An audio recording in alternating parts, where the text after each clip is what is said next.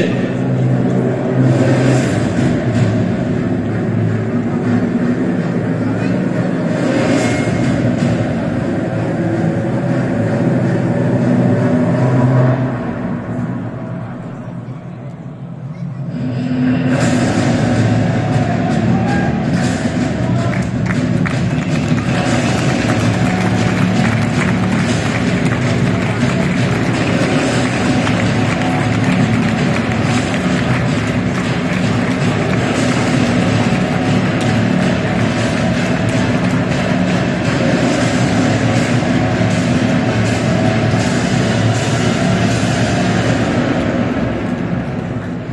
Nová sezóna, nové plány a nové ambície na nás čakajú v ďalšom ročníku Nike ligy.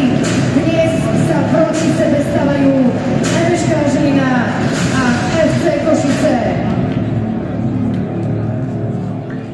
Aj v novej sezóne pokračuje projekt Silný región, silný klub. Tento raz s naším partnerom z Eška Neslúša, takže mladí futbalisti práve z Neslúše vyprevádzajú hráčov na dnešný zápas. Ďakujeme im za to. No ale víťazne rozmýšľame pod dňom, pretože po dvoch domácich európskych výhrách by sme veľmi radi prijali aj víťazný štart do ligy. A dnes je na to dobrá príležitosť, pretože si ideme zopakovať finále Slovnaft Cupu. Naši súperi FC Košice majú za sebou vydarenú letnú prípravu v 5 stretnutiach, ani raz neprehrali a okrem víťazstiev si pripísali aj cenné remízy proti rakúskému Gracu a rumúnskému Rapidu. Neporaziteľnosť a kvalitní súperi dodali mužstvu pred štartom sezóny potrebné sebavedomie, ktoré môžu dnes zlomiť šošony a majú na to veľmi dobrú príležitosť.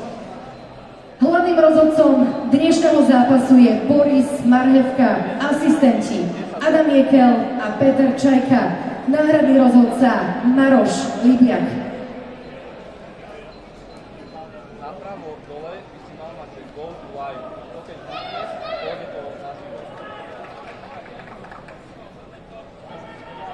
Vážení športoví fanúšikovia, všetci, ktorí ste sa prišli pozrieť na otvorenie sezóny a Nike ligy tu na štadión MŠK Žilina, už o chvíľu budeme odpočítavať 10 sekúnd do začiatku zápasu, tak sa teda pripravte, pôjdete na to spolu so mnou, verím, že mi pomôžete.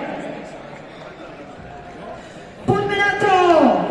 10, 9, 8, 7, 6, 5, 4, 3, 2, 1, Žilina!